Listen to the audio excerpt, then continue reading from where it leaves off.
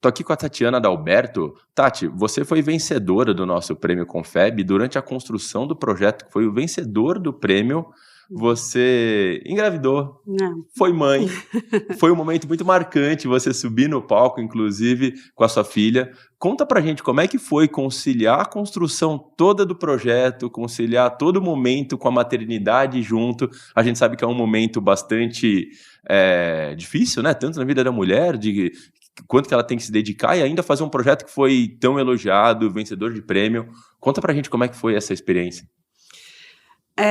Eu costumo dizer que a mente ela pode limitar a gente ou pode levar a gente a lugares inimagináveis, né? Então eu nunca levei a gravidez assim com peso, né? Pelo contrário, era só mais uma das coisas boas que aconteciam na minha vida. Então é isso, para mim foi super simples. E eu nunca coloquei nenhuma trava, assim, né? Muita gente já coloca, não, tô grávida, então não vai dar, não vou nem assumir. Eu em nenhum momento pensei nisso, né? Então eu acho que as crenças são muito limitantes e você ouve ou não elas, né? É uma decisão sua.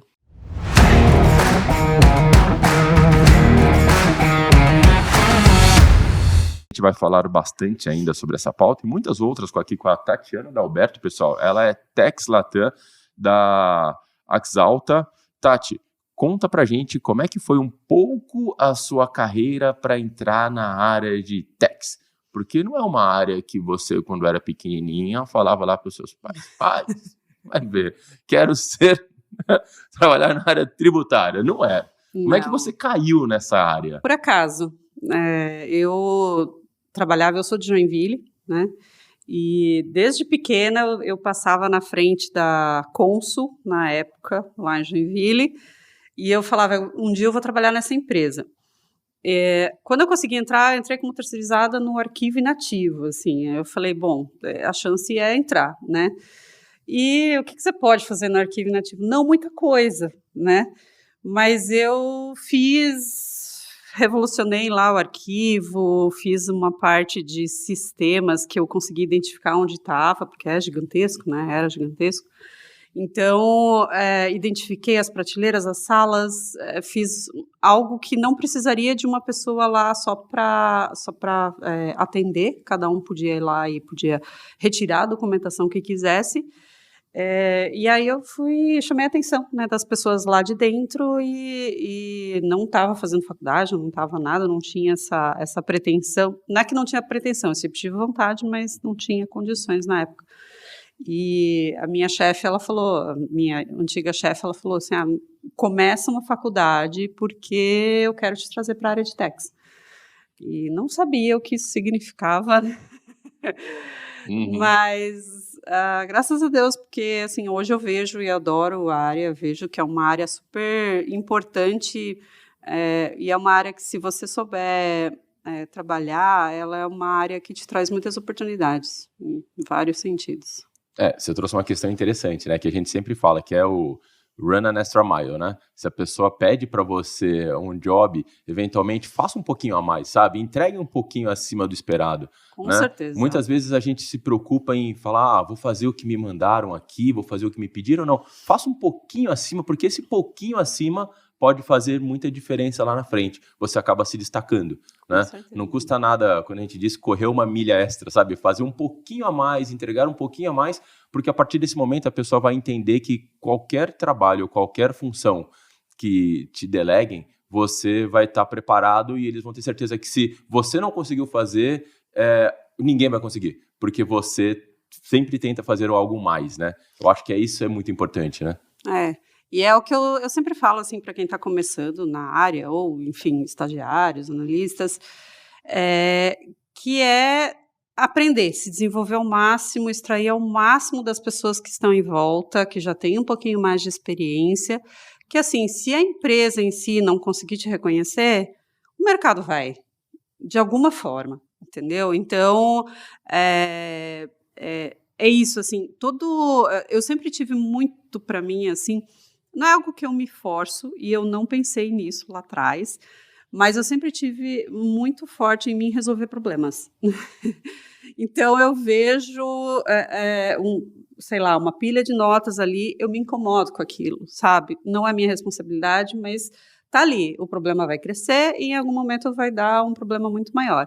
Então, isso me incomoda e eu quero resolver, sabe? Então, às vezes eu puxo o problema para mim, claro que isso demanda energia, né, para resolver em todos os sentidos. Não é sempre que a gente consegue fazer, né, porque existem as travas de budget e aprovação de projetos e tudo mais, mas basicamente você aprende sobre aquilo que você faz. Então, você ganha experiência, pode ser que a empresa não reconheça, mas você ganha experiência em projeto, em solução de problemas, e isso tudo vai ficando automático, né? Você vai aprendendo aquilo que você está fazendo e aquilo te leva para um novo patamar, né? A soma de vários pequenos conhecimentos. Então, fora que isso chama a atenção das pessoas, né? Então, ninguém vai querer tirar do time uma pessoa que está ali resolvendo o problema que estava há tempo parado e gerando riscos ou algo nesse sentido. Você sabe que hoje, é curioso falar isso, que você já tem essa competência que você naturalmente desenvolveu de muito tempo, e hoje, se a gente pega em ranking de vários estudos, essa competência de resolução de problema, inclusive complexa, está entre as 10 competências mais valorizadas nos próximos 10 anos, por um motivo. Não por um, não por vários, mas um central. Por causa da transformação digital toda que a gente está passando, com, por exemplo, o TEX 4.0, a inteligência fiscal, as tecnologias vão fazer as tarefas operacionais. Então, uma das competências chaves do ser humano é conseguir resolver problemas complexos que a inteligência artificial, ou robôs, RPAs, etc., não vão conseguir resolver. Então, é uma competência que cada vez mais as pessoas vêm desenvolvendo, né? Você vê que já era importante, te fez crescer, chegar onde você chegou, e vai separar muita gente daqui para frente. Com certeza. E é uma coisa que eu comento, assim, com pessoas próximas a mim, que, assim, eu não sei exatamente como, quando isso aconteceu, mas existem muitas coisas que acontecem no dia a dia e que as pessoas falam assim, mas de onde você tirou isso, né? Como é que você chegou lá? Pensar coisa que as pessoas não conseguem pensar. Não porque eu seja superior, nem nada disso, mas mais no sentido, assim, eu me preparei para isso. Por quê? Porque eu já resolvi tanto problema na vida que eu sei o que pode acontecer com cada caso. Então, eu já penso como se fosse um diagrama na minha cabeça, isso pode, isso não pode, isso é tudo muito rápido, e isso não vem do nada, né? Vem com treino, e às vezes as pessoas olham e querem saber como é que chega lá, com treino, não tem como dar passos a mais sem passar por certas dificuldades, né? Que é isso que ensina, na verdade. Quando a gente fala de problem solving, né? Hoje o Alex comentou que é uma das competências mais procuradas e raras para você encontrar também, né? Não é fácil você encontrar. A gente vê que a gente vem de uma geração que muitas vezes hoje se coloca em alguma dificuldade, fala, pronto, buguei, né? E a gente vê que as pessoas que conseguem desenrolar as tarefas ali no meio e conseguem ir além, de fato, trazem um diferencial e é esse tipo de profissional cada vez mais buscado dentro das empresas. E aí, quando a gente olha para a área fiscal, eu queria que você comentasse um pouco, até para quem não é da área fiscal tributária, né? Como é que tem sido a transformação da área, essa que o Alex colocou aí de TEX 4.0, mas a gente vive uma brutal transformação de digitalização mesmo da área, né? A área do que era há 10, 15 anos atrás, hoje mudou totalmente e a promessa é continuar transformando, né? Conta um pouco esse processo que você viveu de transformação da área tributária.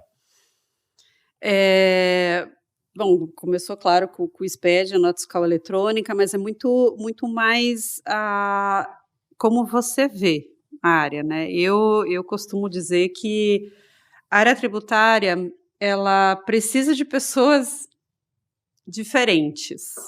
O que eu quero dizer com isso?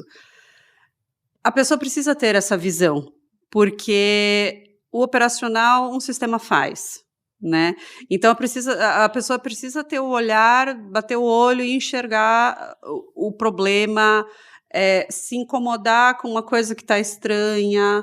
Às vezes pode ser 1 centavo, claro, é exagero, mas às vezes pode ser 10 centavos, não vou olhar, não vou atrás. Precisa ir atrás, porque às vezes esses 10 centavos vão trazer uma oportunidade gigantesca, um erro grande no sistema que está ali escondido dentro de cada nota fiscal, de cada contabilização errada, tudo mais. Então, isso tudo passa por atitude, né? Atitude e aquela curiosidade a mais, aquele pedacinho a mais que as pessoas não costumam fazer, né? Então, deixa de ser uma área transacional, né, uma área operacional, para ser uma área de inteligência, né?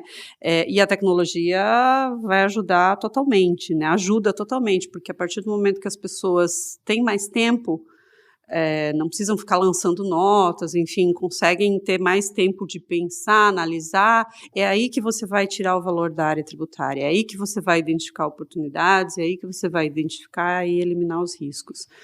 Então, é total, assim. Mas, de novo, ninguém consegue entrar na área sem passar por esse processo de aprendizado, né? Uns aprendem mais rápido, outros menos, mas você não consegue ter o feeling e descobrir ou imaginar um erro sem verificar, sem ir lá atrás, né? Então, existe todo um caminho a percorrer. E foi esse caminho que eu percorri, assim, mas nunca se deixar levar pela rotina e vou fazer só por fazer. É sempre esse algo a mais que eu tenho, assim, que eu vejo que fez muita diferença para mim, assim, essa curiosidade, essa pulga atrás da orelha, esse incômodo, que é o que faz toda a diferença no profissional. É o que você falou desse negócio, está procurando a palavra, né? Pode ser um fundamento, uma base, né? Você está falando, Sim, tem que ter um fundamento mais forte. Tem. Eu acho que, comparativamente, não que vários outros departamentos e áreas de uma empresa não precisem ter base, mas comparativamente, a área tributária eu acho que tem que ter um pouco de mais base técnica mesmo do que outras áreas, né? Você pode, por exemplo, ter uma pessoa de marketing, por exemplo, ou de vendas, que a pessoa, mesmo sem ter estudado horas e horas e horas, ela é tão criativa por essência de competência que ela, por exemplo, tem uma peça publicitária, ou o vendedor consegue fazer uma brilhante apresentação e ter um relacionamento tão bom interpessoal que ele consegue vender pra caramba, e não necessariamente o cara estudou vendas durante 10 anos, né? Sim. Mas na área tributária não dá, né? Tipo, não adianta o cara chegar e falar, cara, tem um talento enorme para números. Cara, o cara vai na área, não dá certo, porque é muita coisa técnica, né? Então, o que você está falando, esse fundamento na área tributária exige que você tenha estudado tecnicamente mais do que as outras áreas. Sim. Né? E de maneira constante, que é uma outra coisa maluca comparativa a outras áreas. Né?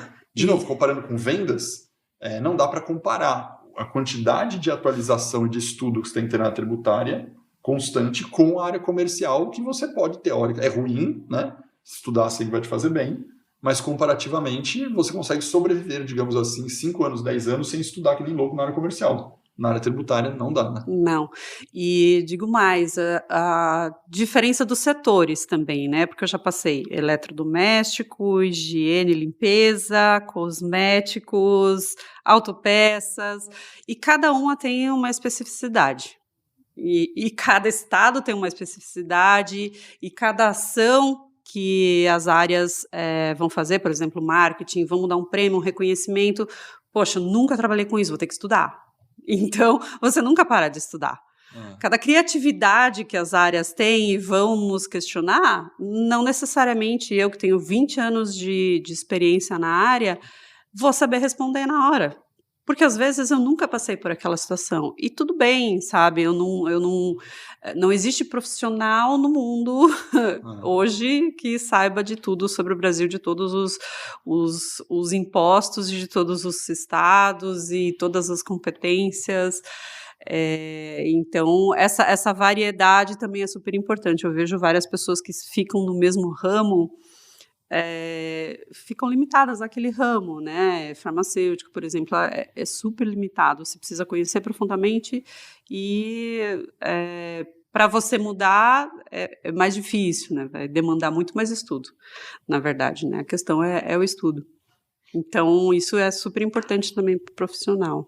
Inclusive, Tati, a gente tá falando disso tudo, você foi nossa aluna, né? Sim. Foi nossa aluna, foi vencedora do Prêmio Confeb, né? O seu projeto foi premiado. Uhum. Conta pra gente como é que foi o processo todo, desde alunos, dá um feedback pra gente, e depois como é que foi a participação do prêmio, conta pra gente como é que foi tudo isso. A questão de ser aluna, o diferencial que eu vi no MBA daqui é que ele demonstra não só a parte técnica, ele demonstra essas outras competências, né? Então, você fica preparado para ser um gestor mesmo, né? E aquilo que eu falei que é a pulga atrás da orelha, ela só vem para trás da orelha quando você tem certas visões. Então, você precisa estar com a mente aberta, você precisa saber olhar os lugares certos, e eu tenho certeza que o MBA daqui, ele foi muito bom por conta disso, assim. Ele te prepara para você conseguir enxergar o que é necessário num problema, num projeto, enfim, né? Nesse sentido. E do prêmio, que você foi eleita profissional do ano na categoria de manufatura, né? Sim, sim. Inclusive, conta um pouco sobre o projeto, como é que tem sido, foi a atuação, sim, até o ato mesmo de ter ganho o prêmio. Mais um dos problemas que eu resolvi. A gente recebeu um auto de infração gigantesco, e eu, como uma pessoa que sempre busca por oportunidade na área tributária, né, a área tributária é uma área que pode gerar e trazer oportunidades incríveis. Você receber um auto de infração, para mim, assim, pessoalmente, é muito ruim. Muito ruim, porque é um dinheiro que você trabalha tanto para conseguir ali uma oportunidade, um milhãozinho, né, que todo mundo sempre vem pedir para a área tributária, e aí, quando você precisa pagar uma auto de infração, é uma decepção, assim, terrível. E a gente estava passando por um processo, a gente recebeu essa auto de infração, a gente estava passando por um processo que a gente sabia que tinha falhas internas de processo. Então, a gente foi ver qual que era essa falha, né? E aí, nesse meio tempo que a gente estava verificando quanto que ia ser, né, qual era o tamanho do problema, o fiscal entrou em contato comigo falando que ia fiscalizar os próximos anos e tudo mais. Então, se tornou uma corrida contra o relógio, e aí a gente chegou num valor de 21 milhões de reais de risco. Uau. Né? E crescendo, porque aí a gente foi vendo ano a ano o problema, né, que é notas fiscais não escrituradas.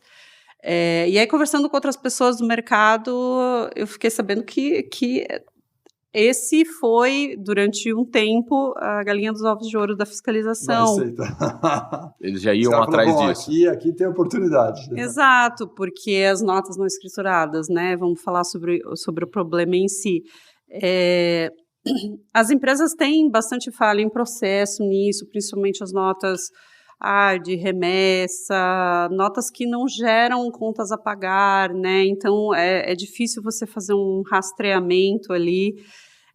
Por mais que tenha, e a gente tem lá uma integração automática no GXML, precisa ainda checar todas as pontas, né? A contabilidade, o estoque, contas a pagar, fiscal, tudo isso tem que estar junto e garantido, né? Que todas as notas estejam. Então, essa questão da falha no processo, ela é muito mais profunda em algumas empresas, né? Porque esbarra em, eu sempre fiz assim, esbarra em, mas o processo eu não posso mudar porque vai atrasar a linha, né? Vai parar a linha, esse processo não vai mudar porque eu não tenho gente. Mas essa conferência eu não consigo fazer, então passa por muita resistência interna de cultura, então não é tão simples quanto, olha, isso aqui traz risco, então tá bom, amanhã eu vou começar a fazer, esqueci, mas fiscal não é comigo. Então é um trabalho gigantesco você conscientizar, né, as pessoas.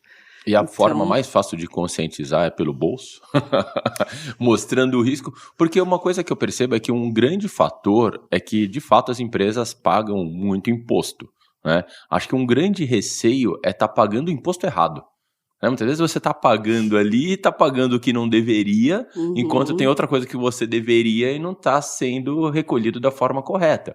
Então, acho que isso é um grande receio, né? E um risco de uma infração também é algo bem relevante, né? Afinal de contas, pode trazer um prejuízo aí muito grande, né?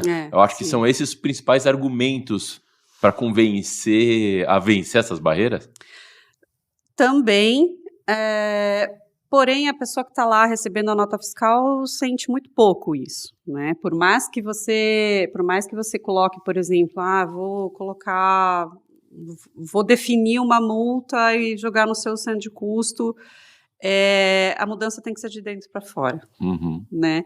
Então, uma das coisas que eu fiz foi vídeos. Não sei se eu posso falar do Canvas e tal, sim, mas é uma coisa super, para mim foi simples mexer lá. Então, fiz vários vídeos usando a temática da Copa, que era na época, então eu chamava a atenção das pessoas no refeitório, né, que fica passando lá os vídeos, e estava em ano de Copa, e aí e ali sempre aquela mensagem sendo batida todo o tempo, com as informações-chave, letra grande, enfim, sem informação nenhuma em marketing, nem em comunicação, nem nada disso. Mas eu sabia que tinha que ser de dentro para fora. Principalmente as pessoas que recebem as notas fiscais, né? Porque os líderes, enfim, coordenadores, gerentes, eles estavam bem a par das consequências, porque, na verdade, o projeto em si, você precisa atacar de todos os lados, né? Você precisa atacar o processo em si, você precisa ter um patrocínio, porque nenhum projeto grande que envolva mudança de cultura vai para frente sem patrocínio, e não patrocínio financeiro, né? Patrocínio de apoio mesmo. Você precisa conscientizar todos os níveis, e você precisa ter procedimentos adequados. A gente percebeu que precisava de pessoas na área fiscal para verificar, então atacar de todos os lados mesmo, tudo ao mesmo tempo. Isso faz com que a força do projeto seja muito maior, né? Mas eu acho que o destaque aí do projeto, você falou, é um pacote de coisas, tecnicamente tem um monte de coisa a fazer. Eu só vou chamar de destaque porque, conversando com muitas pessoas da área tributária, majoritariamente as pessoas líderes da área tributária vão para uma parte técnica do projeto, de colocar um sistema, colocar um processo, colocar o compliance, mas não usam da estratégia que você usou de comunicação, ainda mais com essa lógica de temática Copa do Mundo, para conscientizar as pessoas de outras áreas. Isso é uma coisa que você fez diferente da média, né? Que foi meio que um trabalho de marketing que você fez ali, endomarketing, digamos assim, dentro da empresa, para conscientização de várias pessoas no refeitório da empresa. Isso é muito raro. Normalmente a área tributária ela fica fechada dentro da sua própria bolha, digamos assim, lutando contra todo mundo no nível de gerência, no nível de diretoria. Fala, tem que fazer, põe aí, eu vou pôr o compliance, vou fiscalizar, né? Essa é a postura natural do cara da área de techs.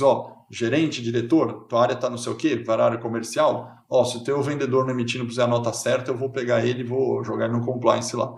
Normalmente é essa atitude mais natural, né? E você fez uma linha de conquista. Então, acho que isso é um destaque muito legal, de inspiração para outras pessoas da área tributária que não estão acostumadas a fazer esse tipo de iniciativa, né? Não só isso, também usei ferramentas Lean para descobrir os problemas, para descobrir os erros. E também eu peguei pessoas-chave das outras áreas para participar do projeto, porque esse projeto ele ganhou um prêmio interno lá na empresa também. Então, a gente participou desse concurso interno lá. E eu falei, bom, já que eu preciso resolver o problema, já que tem um concurso, vamos inscrever o projeto nesse concurso. E aí eu também precisava conquistar as pessoas-chave, porque eram pessoas de almoxarifado, que era o que mais dava problema para a gente, pessoa de produção, planejamento de produção, enfim, uma pessoa de cada área. E aí, para conquistar essas pessoas, né, para ganhar a motivação, porque esse é um concurso que tem todo ano, então muita gente vai, assim, o chefe pediu, eu vou fazer e tal, mas eu precisava que eles estivessem engajados na causa, né? Fossem representantes da causa. E a pessoa sempre vai ficar mais engajada quando ela sente que tem um propósito por trás, né? E o meu propósito era ensinar, porque nunca eles falaram, pelo menos, tinham uma ideia mais ou menos ali de uso de ferramentas Lean, mas nunca usaram de fato, ou usaram muito pouco, ou não sabiam. Então, todas essas estratégias eu sempre deixei muito claro. Eu tinha reuniões semanais, então eu falava, então vamos ver os problemas. Então, identificamos os problemas, usamos as ferramentas Lean lá, espinha de peixe, VSM, outras ferramentas. E aí também já foi diferenciado, né? Porque o que a área de tech está mexendo com Lean, né? Exatamente. Mas são ferramentas úteis, o que eu posso fazer, né? E é o tal do negócio. Eu já participei em outra empresa, já aprendi. Então, por mais que a princípio pareça um conhecimento inútil, o que eu vou fazer com isso na área de tech? Não, eu usei e foi super, super... Foi o diferencial que fez as pessoas comprarem a causa, né? E essa parte do marketing que você falou, a gente fez camiseta, eu criei uma identidade visual para o projeto, criei uma logo do projeto, então eles se sentiram parte daquilo. Colocavam uma música em todas as reuniões, que no começo eles olhavam assim, mas são atitudes que eu vejo que fazem a diferença, sabe? Para trazer a pessoa para o seu lado. Eu gostaria de ter isso, de não só ter um projeto, não só ter, mas acreditar em algo, né? Então, todas essas mensagens foram batidas assim em todas as reuniões e foi lindo. Foi lindo porque no dia da premiação, lá internamente na empresa, que foi na festa de final de ano, todos que participaram do projeto, assim, vieram me dar, sabe, aquele abraço gostoso, assim, aprendi muito. A gente não ficou em primeiro lugar lá, mas assim, poxa, a gente merecia estar no primeiro lugar, sabe? Aí tem outros critérios, né, que no fim os projetos de produção acabam tendo mais destaque e trazem saves milionários também.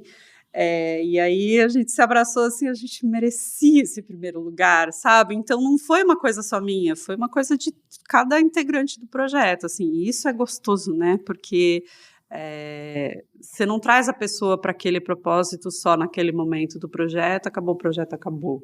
Né? As pessoas, de fato, acreditaram na ideia, e isso fez toda a diferença. E mesmo que não tenha chegado no primeiro lugar, novamente, um projeto de uma empresa na área tributária já está concorrendo, cara, já teve que ter coragem de inscrever, né? Porque normalmente você não ouve nem as pessoas da área tributária falar que vão inscrever um projeto. Falam, nossa, tributário.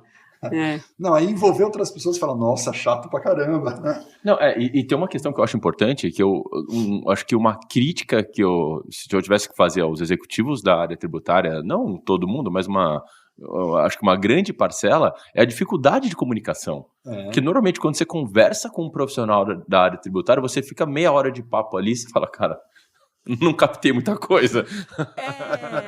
Isso acontece bastante. Eu não entendi. Eu não consegui entender muita coisa. É um conteúdo ali, um certo nível de... Porque é um conteúdo extremamente técnico, né? Sim. E digerir esse conteúdo e transformar esse conteúdo num conteúdo que qualquer pessoa, qualquer executivo consiga entender e comprar o projeto é uma dificuldade, né? Então eu acho que isso acabou pesando muito a favor, né? Com certeza. Muito. Ainda tem o Veja Bem na comunicação. O que eu digo do Veja Bem? Né? Porque, no fundo, quem não era da Tex quer chegar lá e falar o seguinte, bom, mas eu vou emitir, vou dar um exemplo bem aleatório, eu vou emitir a nota aqui, tem que pôr o NCM. Qual põe? NCM A ou NCM B? Aí o cara de Tex começa a falar, 20 minutos, aí fala, tá, mas o NCA A ou o NCM B? Aí o cara, veja bem, aqui tem um risco, fala, mas cara, qual é o NCM que eu ponho aqui? Né? E os profissionais não conseguem, porque é lógico, eu entendo que você tem um risco do NCMA, você tem um risco do NCMB, e você tem que assumir o risco, mas não é o pessoal, por exemplo, de vendas ou do financeiro que vai querer assumir o risco. Ele está perguntando para você, te ouvindo, aí o cara desiste, né? O cara fala, não dá, na área tributária nunca dá para entender. É uma das coisas que eu fui aprendendo com o tempo também, que você precisa prover soluções e não problemas, né? Que geralmente a área de finanças tem um perfil assim, né?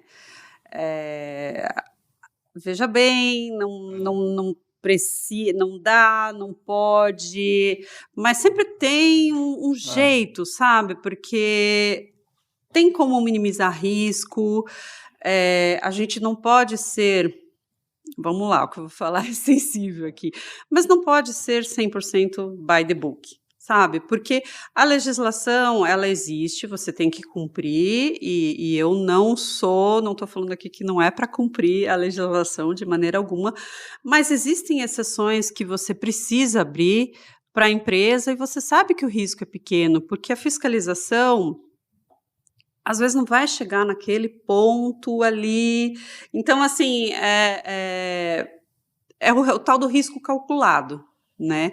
É claro que esse tipo de comunicação sempre tem que ser feita, porque, assim, claro, não é porque eu estou deixando hoje que isso precisa, né, abrir a porteira e vocês passarem a fazer o processo errado, mas dessa forma você também consegue o compromisso das pessoas. Olha, você está precisando, eu vou abrir exceção dessa vez aqui, por favor, me comunique da próxima vez, vamos ver o que dá para fazer, vamos mudar o processo para que você não precise passar por isso de novo, a pessoa sai agradecida porque, né, resolveu o problema dela e ela tem um compromisso. Eu preciso cuidar disso, que da próxima vez talvez vai passar. Então, isso é muito importante também, essa flexibilidade é super importante para o gestor de tax também. Entender a empresa, né? Porque eu não sou a empresa, eu sou uma área que precisa ajudar e não dificultar. E normalmente a gente vê que existe muita, como você comentou lá no começo, negligência e desafios culturais das pessoas à implantação de qualquer tipo de mudança, né? Afinal de contas, eu sempre fiz assim, sempre foi desse jeito e nunca... não é você agora que vai querer mudar, e muitas vezes a transformação precisa ser grande, né? Você tem que fazer uma mudança cultural, muitas vezes, o C-Level, a diretoria comprar o projeto, até isso chegar nas pessoas lá na ponta. Você falou que trabalhou isso com vídeos, mas como é que foi? Conta um pouco melhor sobre essa dificuldade no começo das pessoas ali, não, Tati, não é por aí, depois, foram lá, tá bom, me mostra aí como vai ser feito... E até vocês chegaram a criar um departamento para controle dos processos fiscais. Conta um pouco para a gente como é que foi vencida essa etapa toda cultural das pessoas dentro da empresa. Não é fácil. Demanda trabalho e demanda energia, né? Isso não existe milagre, gente. Toda essa transformação não é a primeira vez que eu faço. Na outra empresa que eu trabalhei também existia muita atitude assim, não vamos perguntar porque ali não vai vir problema, ou eles não vão deixar, ou, sabe? Então, passa muito por essa questão de você pensar fora da caixa. Esse negócio, esse item aqui, esse produto está com muito imposto, pois não tem o que fazer. Mas aí, se você começa a demonstrar para a pessoa, olha, e se você trouxer assim? Se você trouxer dessa outra forma? A gente consegue colocar uma etiqueta de venda proibida e vender isso como demonstração? Você não paga ICMS-ST, você paga só o diferencial e tudo mais. Aí ele começa a te ver como um ajudante mesmo, né? Aí você fala, olha, e de quebra eu vou melhorar a margem do teu produto. É o que ele quer, a solução e ainda melhora a margem do produto. Então, a próxima vez, com certeza, ele vai te procurar. Já está falando a linguagem dele, né? Exato. Então, passa por isso. Passa muito por isso. Passa por você entender. O cara esqueceu de entregar a nota. Então, o que está faltando? É treinamento? Muitas vezes é. Então, não entregou a nota, eu fiz um folder lá, preto com amarelo. Falei, vamos entregar na mesa do cara, porque ele com certeza a próxima vez não vai deixar de entregar nota. Então, é trabalho, suor e essa atitude, né, de não criticar sem saber a rotina da pessoa, porque às vezes a pessoa, sei lá, está lá no laboratório e ele precisa criar fórmula, ele não sabe o que fazer com a nota fiscal, a gente se deparou muito com isso. Então, a primeira atitude é assim, como não sabe, né, a gente já fez de tudo, ok, você até tem esse sentimento, porque você sabe que a pessoa sabe, Mas não dá aquele peso, né? Falar, também não quero aprender mais. E aí, assim, você tem duas alternativas, né? Ou você bate ou você vai lá e tenta conscientizar de outra forma. O que tem mais sucesso, né? A pessoa fazer por raiva, né? Ou por não, eu preciso fazer. Então, passa muito por isso, assim, um passinho, né? Foi um projeto de um ano inteiro. Então, essas reuniões semanais também eram muito importantes, porque um projeto grande, ele nunca, né, você se assusta, assim, você fala, meu, é muita coisa, não sei se eu vou conseguir, mas ele começa sempre com o primeiro passo. Uhum. E aí, dali, você vai desenrolando o novelo e vendo as necessidades que aparecem no momento. E aí, dali, agora é o seu momento, né? A pessoa que estava ali quietinha, participava pouco do projeto, aí você fala, não, agora é o seu momento, você pode fazer isso? Aí a pessoa toma aquilo como um desafio, né, pessoal, e vai lá e conversa com a pessoa, e aí é de dentro para dentro, né? Porque daí não foi a Tatiana que foi lá conversar com a pessoa que não entregava a nota fiscal, né? Foi a própria pessoa da área lá, um igual, foi lá e foi conversar sobre as dificuldades no linguajar deles, na rotina deles, né? Então, é isso, é conseguir chegar na outra pessoa. Como que eu vou chegar? Às vezes é por comunicação, às vezes é por comunicação sempre, né? Mas, assim, como é essa comunicação, que é super importante. Agora, você falou um negócio, já está falando sobre esse projeto, um negócio super interessante, que a gente poderia chamar aqui de vários nomes, influenciadores, embaixadores, né? Você pegou ali influenciadores, embaixadores das áreas para eles fazerem parte do projeto, sentir que o projeto é dele e automaticamente disseminar e contaminar positivamente, né, os pares deles ali. Isso é uma estratégia que é conhecida e poucos utilizam porque é difícil. A minha pergunta na estratégia é, como você selecionou e escolheu esses influenciadores e embaixadores? Como você falou, cara, eu acho que é o João, eu acho que é a Maria, eu acho que é a Mariana, eu acho que é... Cara, como você falou, cara, aquele acho que é o influenciador? Porque você está lá no seu departamento de tech, você fala, cara, como é que eu vou saber que é o influenciador de todo mundo? Como foi a escolha? Essa é a minha curiosidade. Eu tinha a lista de notas, eu sabia onde eram os problemas, e eu peguei as pessoas desses problemas, os principais. Então eu falei assim, deixa eu trazer eles para o lado de cada mesa. Né? Você não foi necessariamente pela influência que ele tinha comportamento no grupo, você foi por essa pessoa estar gerando um pouco mais de retrabalho, digamos assim, ou de alguns inputs errados, alguns riscos na área fiscal. Porque, querendo ou não, né, um influencia o outro dentro daquela área. Se eu sei que aquela área ali é problemática, eu tendo a pessoa que faz aquilo, ele com certeza vai influenciar as pessoas ao redor, né? Entendi. Então, aquela área problemática ali, eu sabia que se eu escolhesse um núcleo, eu não tinha conhecimento da influência ali naquele momento, entendeu? Era um ano que veio de pandemia, então eu não conhecia necessariamente as pessoas pessoalmente ali, né? Mas claro, houve indicação, né? De pessoas que já estavam há mais tempo, olha, essa pessoa aqui seria uma pessoa-chave. E eu sabia que essas pessoas eu ia ter que, né, entre aspas, brigar um pouco mais, porque eram pessoas que a gente via pela lista ali que não entendiam muito bem o tamanho do problema, né? Eu falei, deixa eu trazer eles para o lado de cá. Você fez uma curva ABC de problemas ali, e pela curva ABC, mais indicação você conseguiu escolher. E acho que por isso, olha que interessante, por essa curva ABC, teoricamente, você não vai pegar a pessoa que mais fácil com o projeto. Talvez pelo contrário, né? Pela curva ABC é uma pessoa que está no processo, o cara mais resistente, né? Porque é o cara que está mais errando, né? Vamos dizer assim. Né? Então, interessante, porque você pegou uma pessoa, não, né? Um cargo ali, o headcount que mais erra, digamos assim, mais está furando o processo. E o convencimento dele podia ser maior, né? Porque o cara que tá errando pouco, teoricamente, ele tá comprado, né? Ele fala, pô, eu faço tudo direitinho aqui. Agora isso aí não tem que fazer, né? Então, legal, porque você vira realmente um desafio de uma maneira diferente, né? Eu tinha um problema para resolver. Não, é perfeito. Mas eu achei ele muito legal essa estratégia, né? Assim, eu trabalhei em diversas empresas, já não há um problema difícil de encontrar nas empresas, né? Eu falei, ok, já que eu vou fazer, deixa eu fazer da melhor forma... que gere mais impacto, que gere mais impacto. Eu preciso que tenha uma solução efetiva. Eu não posso que eu fique anos lidando com esse problema. Então, eu vou atacar por todas as frentes e passa por isso. Deixa eu fazer uma outra pergunta aqui, que eu adoro estatística, né? De ver como é que as pessoas até aprendem. Falam, pô, então essa é a solução, mas vamos lá, eu vou inventar. Foram 20, 30, quantas pessoas você elencou assim, logo no início? Só qualquer, números grandes, sem precisão aí, 10, 20, 30? Que participaram do projeto dessa lista aí que você falou, nossa, eu preciso de 10 caras para trabalhar, 20.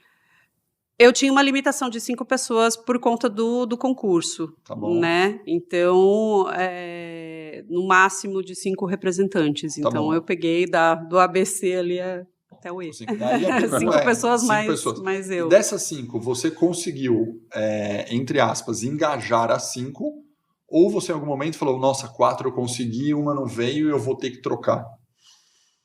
Sim, teve pessoas que não participaram tão ativamente e tiveram pessoas mais tímidas que não participaram, mas que no fim se demonstraram mais engajadas da equipe, assim. Legal. E ficaram eternamente gratos, assim, por conta de todo o conhecimento, né? Porque, que nem você falou, passou por marketing, passou por, como é que a gente vai fazer isso ser efetivo? Vamos fazer treinamento? Tá, mas não pode ser uma sessão só, porque tem horários diferentes, tem pessoas que falam que não dá para participar, então vamos mandar um comunicado geral, vamos passar no refeitório a convocação. Enfim, tiveram várias estratégias e, claro, isso abre a mente de todo mundo, né? Quem nunca participou de um projeto ou quem sempre participa de um projetinho ali, A, B, C, sem ter que pensar fora da caixa, só o fato de você participar desse tipo de projeto, você fala, olha, meu horizonte não precisa ser aqui, né? Ele pode expandir. Então, isso foi bem legal. Eu particularmente gosto muito disso. E você veio de um ano de pandemia, né? Como é que foi a elaboração do projeto? Teve uma parte em home office? Não, era tudo office mesmo? Como é que foi a construção disso? Não, teve a primeira leva que foi que eu desenhei o processo, porque o processo muda de empresa para empresa, então eu tive que desenhar o processo para eu mesmo entender. Foi bem no meio da pandemia, então assim, não vamos poder fazer essa reunião numa sala fechada, aonde que pode? Não, vai ter que ser no auditório, cada um a 5 metros de distância, então vamos organizar, beleza. Né? E aí teve EHS, as pessoas, né? Não, vamos pegar a autorização que precisa para ter as pessoas-chave. Então, assim... Presencialmente mesmo? Sim, presencialmente, claro. E aí teve as restrições, todo mundo de máscara, isso tudo aconteceu. Mas, de novo, você não vai travar por causa disso, né? Porque como é que você vai desenhar processo de forma online? É muito difícil, até é possível, mas mas é post-it, né? Eu usei. Então, assim, mas e é aqui? Não, esse processo é aqui, ali. Então, são muitos detalhes, né? Então, só... Esse engajamento presencial ainda é mais importante, né? Porque no online você acaba tendo mais concorrência ali, acaba desfocando, não é a mesma coisa. Sempre uma pessoa quer falar, né? Às vezes a outra fica meio quieta, e você ali mediando uma reunião dessa, você consegue ver aquele olhinho que quero falar, né? Então aí você fala, né? Contribui, e assim que foi. A gente vê que os projetos que nasceram online, a gente percebeu muito claro que durante a pandemia a gente teve um boom inicial de poxa, eu tô sendo mega produtivo, as coisas estão acontecendo e tal, mas no final da pandemia o pessoal já estava com uma força muito grande para desenvolvimento de novos projetos, acabar sendo puxado pro presencial ali, para a gente poder conversar mais, discutir mais, e às vezes você saía ali, ia almoçar junto, ia num café, acabava extrapolando a conversa, acaba pescando alguma coisa que você não conseguiu pegar na reunião. Então, acabou sendo mais valioso os encontros presenciais, né? A gente acabou valorizando muito mais isso. E aí a gente usa o home office para quando tem alguma tarefa, eventualmente, que pode ser feita de casa, você não precisa tanto dessa colaboração, né? Eu sou super defensora do híbrido, e é justamente por conta disso, assim, né? Existem trocas que só ao vivo você consegue fazer. Porém, os benefícios do home office são imensos, né? Digo agora, mesmo na gestação, assim, né? Eu tive alguns desafios de saúde aí, de gestação, e se não existisse o home office, eu teria que me afastar ou de alguma forma, assim, né? Porque existem algumas dificuldades físicas mesmo no deslocamento e até mesmo na questão de estar presente na empresa. Então, salva esse tipo de situação, né? Da pessoa às vezes estar doente não, mas com alguma limitação, você tem a possibilidade de fazer o home office, né? Mas, claro, ele também, 100%, eu também acho ruim, porque você precisa da troca com pessoas, né? Até mesmo para inspirar, como líder eu estou falando, né? Para inspirar, para desenvolver, para ensinar. Existem determinadas coisas que o silêncio também ensina, né? Você joga uma pergunta, você vê a reação da pessoa, então você consegue entender, né? Ensina tanto para lá quanto para cá, né? Lembrando que estamos aqui praticamente em setembro de 23, né, para quem vai ouvir a gente, né, daqui 1 ano, 2, 5 para trás, nós estamos num momento interessantíssimo, porque está surgindo aí nos últimos 2, 3 meses um boom gigantesco de uma volta do presencial muito forte, isso por várias empresas. Eu, cara, por coincidência, hoje estou no grupo aqui, está tendo enquete no grupo, do WhatsApp aqui, de um grupo de pricing, por exemplo, do pessoal de marketing, quem está home office, quem está híbrido, quem não está, porque está bombando. E quem tá ganhando uma volta de presencial, está ganhando híbrido de longe. Mas posso até pegar a enquete aqui, quer ver? Tá ganhando híbrido, mas a gente vê um crescimento do presencial. Não, muito. É o tema que está pegando agora, por incrível que pareça, né? Nesse mês aqui, entrou uma... Aqui, ó. Olha lá, tá 2 dias de home office, é o que está na frente disparado. Em segundo lugar, 1 dia de home office, 100% presencial e com menos voto aqui, 3 dias de home office, 4 de home office e alguns 100% home, mas é bem pouco. Entendi. A gente já vê que existe um movimento. Mas... E com todo esse projeto, tudo isso que foi construído, você venceu o prêmio Confeb e foi muito bacana, porque você subiu ao palco com a sua bebezinha, né, que acompanhou durante a gestação a construção do projeto como um todo. Inclusive você estava até comentando aqui no fórum agora, SPED, algumas pessoas lembraram, né, de como foi bacana e tal. Conta pra gente como é que foi esse momento de subir com a bebezinha no palco e tal. Eu fiquei primeiro receosa, mas a Ju estava comigo na mesa e ela falou, claro, vai! Lógico. E eu adorei ter ela comigo, porque ela foi parceira, né, durante todo esse tempo. Várias vezes que ela chorou, eu não estava. Então, ela é parte de tudo isso, né? Então, foi lindo, assim, eu não esperava mesmo, porque eu já concorri anteriormente como aluno, né, projeto aluno, e não venci, porque, enfim, tinham concorrentes super fortes. Então eu pensei assim, não é necessariamente um projeto que chama atenção, no sentido de... ele é aquele tipo de trabalho de base que é super importante, mas que as pessoas não gostam de fazer porque não dá marketing, né, para a própria pessoa. Então eu achei que outros projetos iam ser vistos como mais importantes. Então eu fiquei surpresa, minha reação foi também na hora lá, e concorrendo com pessoas também super boas, né? Foi indescritível, assim, não tenho como falar o que foi o prêmio para mim, assim, foi muito importante e passou muitas mensagens, assim, né, que uma mulher pode, que a gravidez ou um filho não é limitante, e que todo projeto é importante, não necessariamente o resultado dele, mas o como, né? Então foi gratificante fazer o projeto e foi gratificante ser reconhecido por isso, né? E agora novamente, passando por um processo de gestação novamente, agora o menininho a caminho aqui, já está na reta final de gravidez, parabéns novamente. Obrigada. Que ele venha e traga... Será que vai subir com outro prêmio no palco? Será novamente? Polêmica! Aí vai faltar braço para carregar troféu, filho. Vai Mas ter a que... Alessia vai estar maiorzinha, ela consegue Ela segurar ajuda. o troféu. E como é que você vê hoje a questão de liderança na área tributária, né? Porque a gente viu um crescimento muito grande, muito forte da área, a gente vê um movimento agora de reforma tributária, então o Brasil passando por um momento bastante importante, né? Vamos ver se continua, né? Pelo menos a gente teve um primeiro passo foi dado, né? Mas a gente vê que a liderança da área de tax ainda...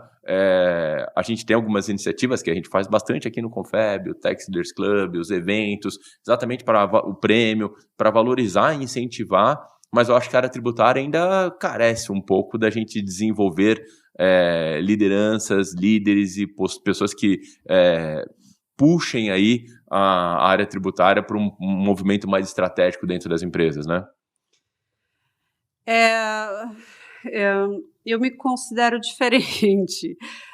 Eu caí na área tributária, como eu falei para vocês, mas eu sou uma pessoa incomodada com o status quo, assim, né? Então, eu não acho que a gente tenha que se limitar a tax. Né? Muito legal. Como eu falei no fórum, né? Eu palestrei lá no fórum e eu falei sobre o planejamento estratégico dentro da área de tax e como utilizar. E é o que eu tento passar todos os dias com a minha equipe e com as pessoas que eu me relaciono. Assim, a gente precisa ter uma visão mais aberta, né?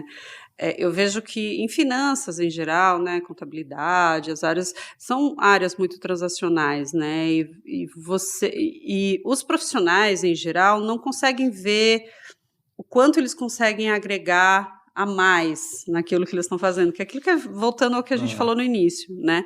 Então, assim, a área de tax, ela pode ser só área de tax, ou ela pode ser uma super área de oportunidades, uma super área que conversa com todas, e uma super área que encontra melhores caminhos a seguir, né? Isso invariavelmente vai trazer dinheiro para a empresa. Então, é o que eu tento passar para todos da equipe, que não é só responder sim ou não, você precisa entender, você precisa achar o caminho do meio e soluções criativas. Eu acredito que esse seja o diferencial, soluções criativas. Então, passa por aquilo de você analisar o NCM e olhar e falar...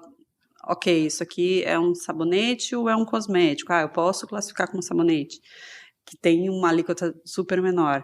Tá, mas vamos fazer isso da forma certa. Então, laudo, engenheiro químico, tudo mais. Então, nada disso foge da área tributária no sentido de trazer risco para a empresa, mas eu não preciso olhar só como, não, é só um cosmético, eu não preciso responder CFO, não, de acordo com a lei e tal, XY. Ele quer saber o impacto, dinheiro, né? Então, no fim, é isso, é não perder isso de vista e dali eu não tenho só 3 caminhos a seguir, eu posso ter 30 caminhos a seguir. É você abrir sua mente para olhar os 30 caminhos, né? E isso, você precisa estar preparado para ver, né? Precisa abrir a mente mesmo. Agora, Tati, quero fazer uma pergunta... capciosa. Talvez capciosa. Polêmica.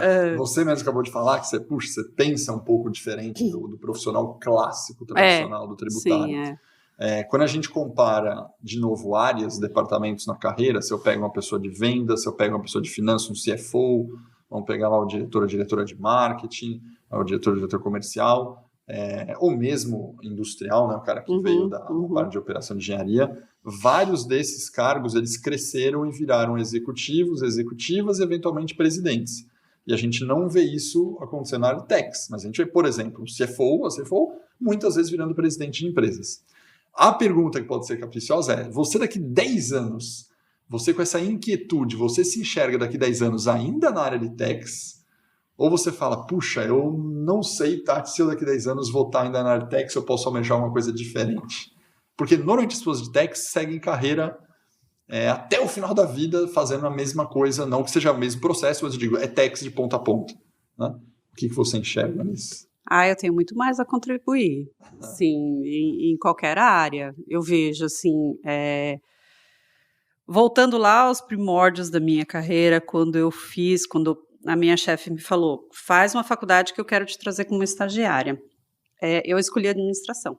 No momento, eu tive muito pouco tempo também para decidir, mas assim, eu estava numa empresa completa, uma grande empresa, e eu não fiz, né, o curso de administração, ele dá essa visão um pouco mais ampla de um pouco de tudo. Eu não fiz uma matéria sequer nos 4 anos de faculdade sem que eu ia lá ver na prática como funcionava. Então, todas as matérias de produção, por exemplo, planejamento de produção, eu ia lá conversar com alguém lá da produção mesmo. Custos, eu levantava da minha mesa, ia lá e sentar, conversar com uma pessoa de custos. Nunca ninguém me disse não.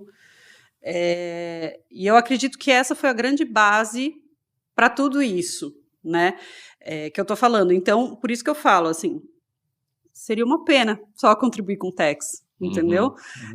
E é por isso que eu falei até com a Camila, quando ela me convidou para o fórum, tem tax strategy, eu falei, não, tem gente muito mais competente para falar sobre isso, eu sei que eu posso agregar em outra seara, que é justamente essa questão da liderança, e ela não fica parada em techs, né? Então, como eu me vejo daqui a 10 anos? Claro que tudo depende das oportunidades, mas eu não digo que estarei em techs eternamente, não. Se surgirem oportunidades, vamos embora. Essa atitude que eu acho principal, assim, que não é só de techs, né? E a curiosidade também é outro ponto que, para mim, fez toda a diferença, assim.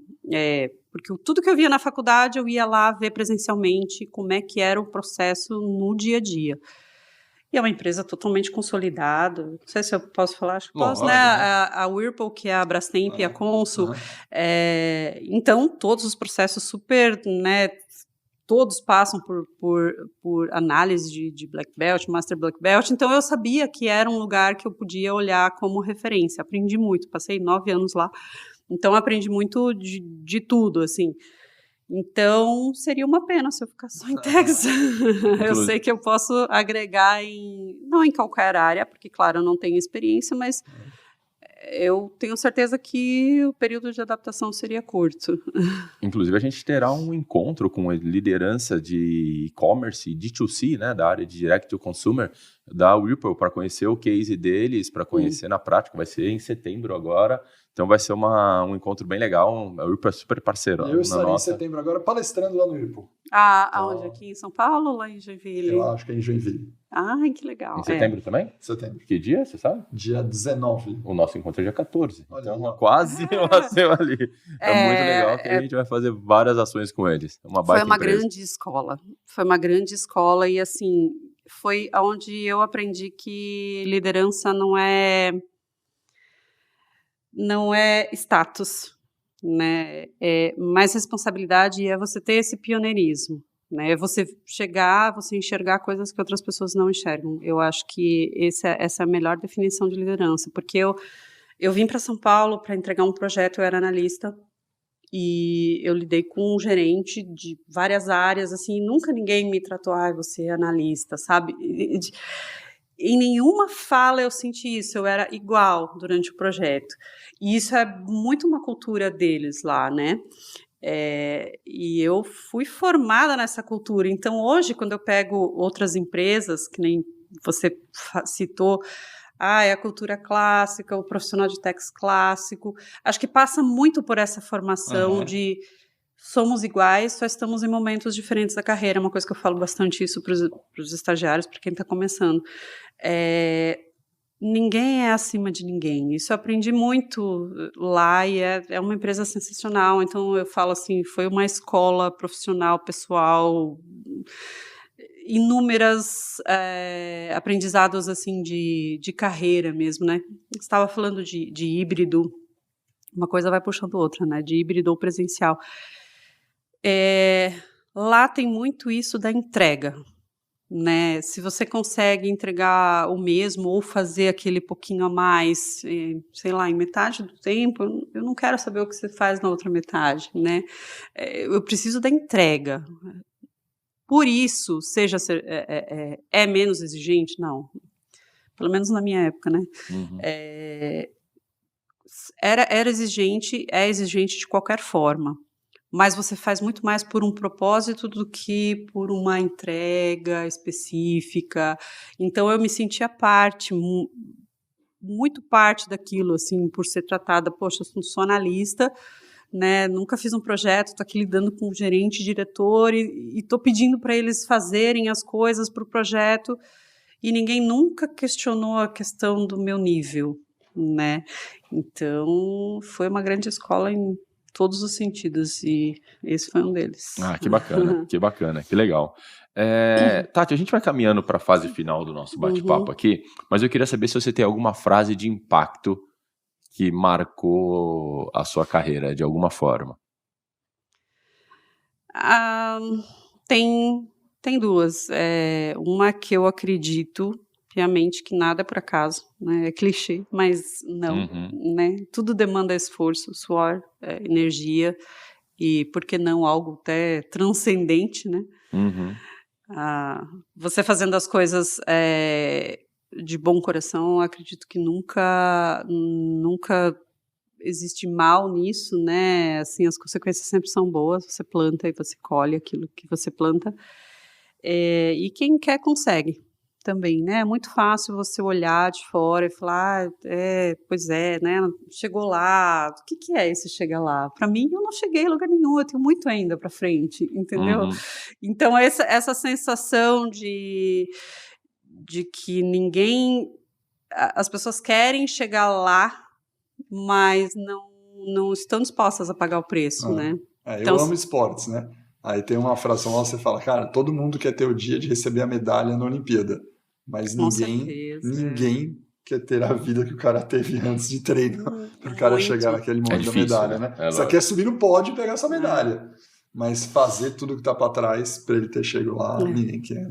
E você falou dos profissionais, né, de hoje, da geração de hoje, eu vejo muito isso, assim, a pessoa se esforça um pouquinho a mais, reconhecimento, cadê o reconhecimento?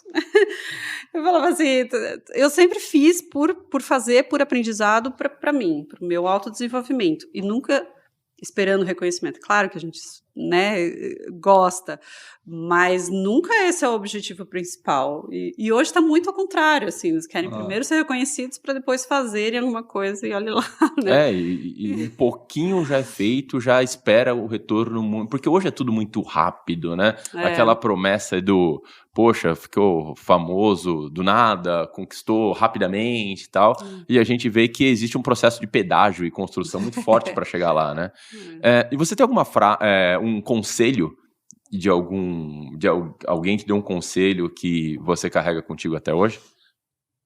Essa insatisfação, junto com, né, curiosidade, porque também não adianta você ser curioso e não ter a atitude de ir lá e buscar, né? Então, acredito que ter a curiosidade e ter a atitude, né? Sair, levantar da cadeira, ir lá e aprender. Aprendizado nunca é em vão. Se você fala assim, você usou coisas de marketing e tal, a minha irmã é designer, e ela sempre me fala dos projetos, olha essa marca, essa logomarca, passa essa mensagem, então eu uso muito essa questão de um projeto, vou criar uma logomarca para o projeto, vou usar as cores nas reuniões, sabe? Tudo isso faz parte. Então, é um aprendizado, de novo, aparentemente, à primeira vista, inútil para a área de techs, mas que está ali, é a minha marca. E e tudo isso passa pela curiosidade, por querer aprender como fazer um endomarketing, como fazer as coisas darem certo. Sem dúvida, você acaba se tornando um profissional mais completo, né? Com uma visão estratégica muito maior, né? Exato. Bom, agora não, você já falou sobre um conselho de ter curiosidade, não vai poder usar essa competência na sua resposta. A pergunta é, qual é a competência que você acha que todos devem dominar hoje em dia? O ser humano tem que dominar, só vale escolher uma competência. Força de vontade. Já falei um pouquinho, mas tudo passa pela força de vontade. Não adianta você querer fazer e ficar lá imaginando e demorando para fazer. Não, tem que fazer. Que nem eu falei, o projeto às vezes é grande, você não sabe por onde começar. Começa pela primeira reunião, sabe?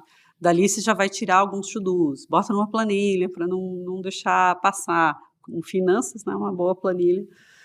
E vai controlando, e dali vão surgir os próximos to-dos, e assim vai. Aí você vai comendo pelas partes, né? Você vai primeiro passo, segundo passo. Então, nunca se assustar com o tamanho, né? E nunca ficar parado. Então, essa força de vontade aí para dar o próximo passo. Muitas vezes tiveram reuniões que, poxa, está todo mundo muito atribulado, não vamos fazer, não, 1 horinha. Em 1 horinha a gente mata isso e nunca deixar parado também, né? Porque é fácil você... desengajar, procrastinar. Né? E, né, fala, acho que é o Murilo Gun que fala que é acabativa, né? Você tem iniciativa, mas não tem acabativa, né? Então, eu gosto muito de ver esse depois, assim, desses problemas. Eu gosto de ver o problema resolvido e falar, tem meu dedo aí, né? Eu fiz parte disso. É que a acabativa é difícil, né? Eu gosto de uma frase que fala que o resultado vem quando a motivação acaba, né? Porque uma hora a motivação acaba, é aí que você tem que insistir, né? E você fala, deixa eu tirar isso da frente. Bom, uma coisa nessa vasta experiência com projetos, anos que você estuda, o que você durante muito tempo achou que era uma coisa e você mudou de opinião? Falou, nossa, eu sempre acreditei que era desse jeito e agora você falou, nossa, eu estava enganada. Uma coisa que demandou muita resiliência da minha parte é entender que o que é certo, porém, às vezes demanda tempo para as pessoas entenderem. Então, assim, eu sempre fui muito fã disso, assim, o que é certo, né? E bati muita cabeça por causa disso, porque... Ficava inconformado, por exemplo, alguma pessoa falando, não é possível. Não é possível. E eu tenho que entender que cada pessoa tem as suas prioridades, que a minha prioridade não é a prioridade da pessoa, e que às vezes eu preciso esperar mudar o gestor da outra área, preciso esperar que o projeto seja aprovado. Mas como? É tão importante, eu estou demonstrando aqui. Mas não é esse ano que ele vai ser feito. Então, essa resiliência, assim, e essa visão de que nem tudo é, né, do jeito que a gente quer, como a gente quer, é um aprendizado que para mim demorou, porque, afinal de contas, tá aqui, os fatos eu estou te mostrando, né? Por que você não vai dar prioridade para isso? Mas não é sempre assim. Então... Dando um exemplo que você falou, das coisas que, obviamente, são corretas, né? São certas. Né?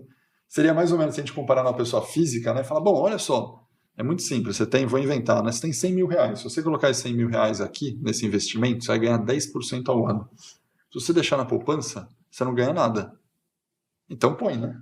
Uhum. Sim. Aí você fala, não tem dúvida, é só, você pega hoje com o aplicativo do banco, você dá 2 cliquezinhos aqui, você vai para lá, você ganha 10%. Por que você vai fazer isso? Exato. Aí você fala, não é possível, né? Aí você entender que não, a pessoa, na prioridade dela, de repente ela fala, cara, dinheiro não é minha prioridade.